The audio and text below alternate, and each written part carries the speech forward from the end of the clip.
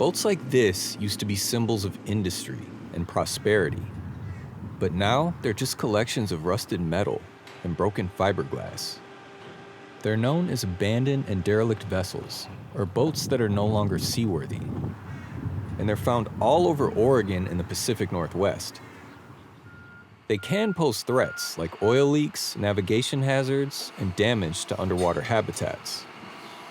But identifying derelict boats isn't always straightforward.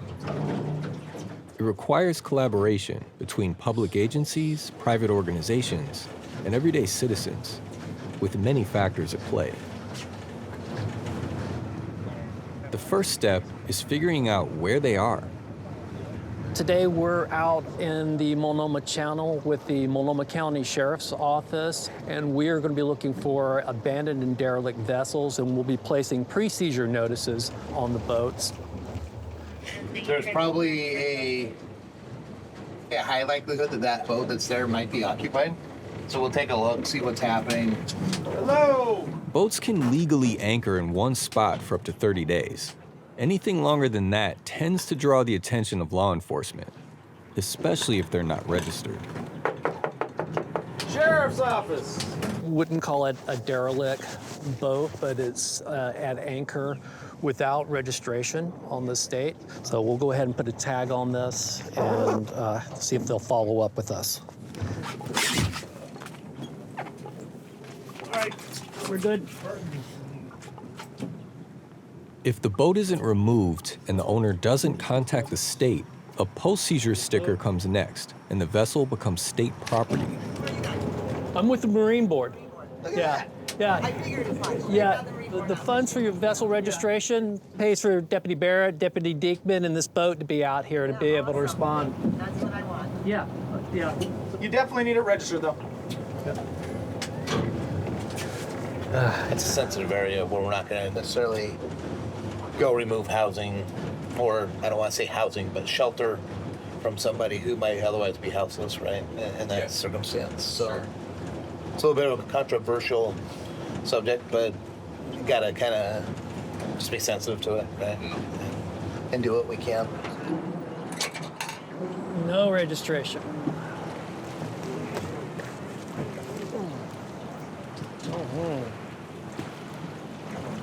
So is he living on the boat? I met him about a week ago, riding around the country and Yeah. on a bicycle. So I don't know. I'll put a sticker on the back of the boat, and I'll have my phone number on on it. But he needs to call me. If not, we're gonna go through the process of taking the boat. All right, give me safe. No, we don't. Oregon's been ramping up efforts to clear derelict boats from its waterways. Where did this red one come from? That's what we were just asking. Yeah, we're just asking. Let's. That one looks rough. Although it's got a blue sticker on it, so I think it's yeah. Well done. It's currently registered. So Let me go and run it real quick. Many boats have already been pulled from the Columbia and Willamette rivers.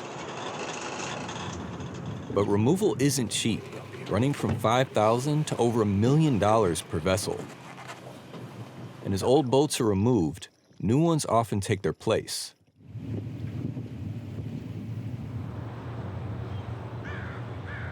Aaron Bretz manages the day-to-day operations at the Port of Newport.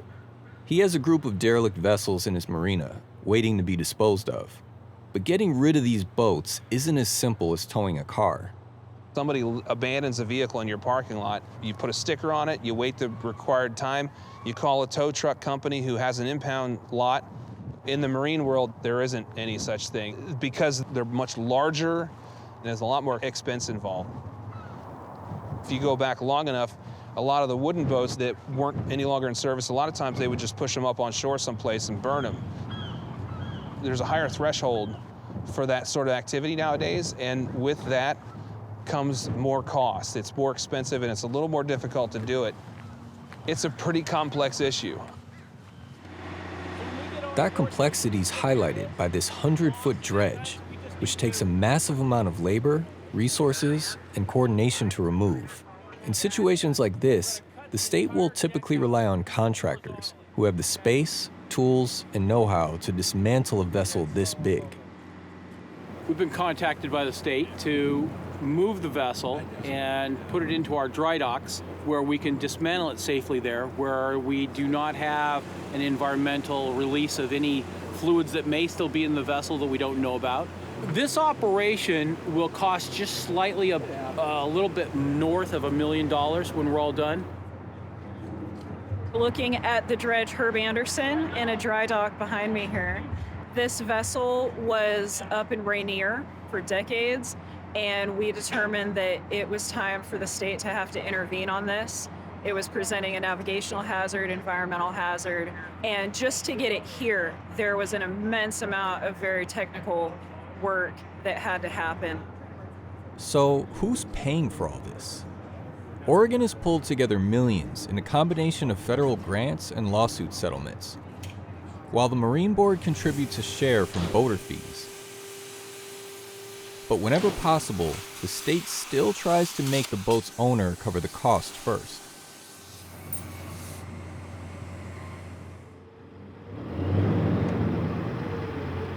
This fishing boat in Charleston was seized by the state. It's being temporarily held in a shipyard.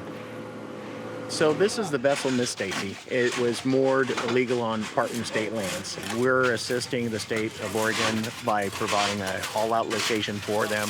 What we're doing right now is our staff is scraping all the barnacles off of it. There's a process we have to go through to make sure that everything is environmentally safe.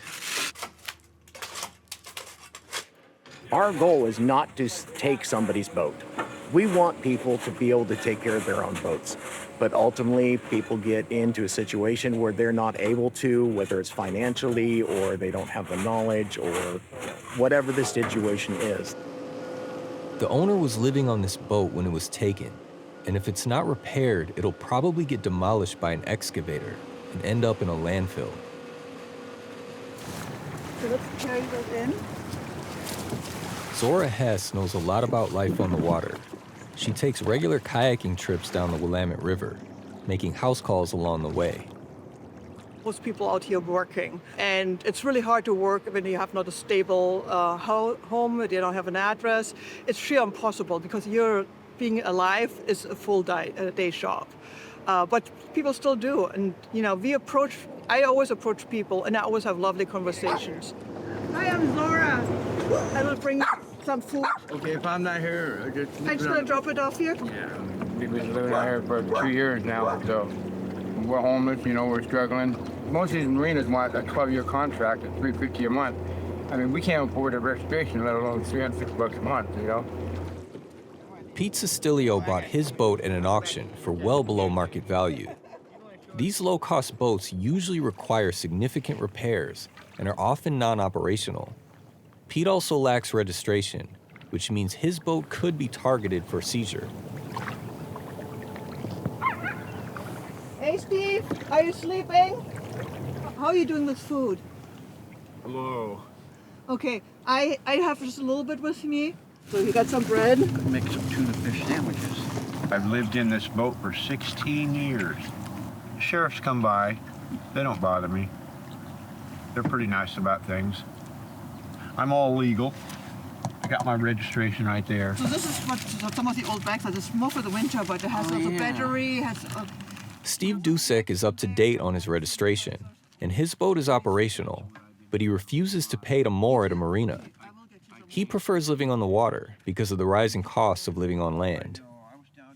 When all your Social Security money goes out to your rent, you don't have much money left for doing anything. Everything is just so expensive. At first glance, a lot of derelict boats might seem like an eyesore, but beneath the peeling paint and rusted decks, there's a deeper, more human story. Basically, our shipyard is halfway full of just vessels that have been abandoned that we need to take care of. Ultimately, you've got dreams here that just don't become reality. Somebody doesn't have the ability to take care of it or the financial backing, or it was just too big of a project for them. So it's harder and harder and harder all the time to make it work. It's a complicated issue with no simple solution. At one point, these boats were someone's prized possession, a means of adventure or livelihood. Now, they're worn and weathered relics, no longer destined for life on the water.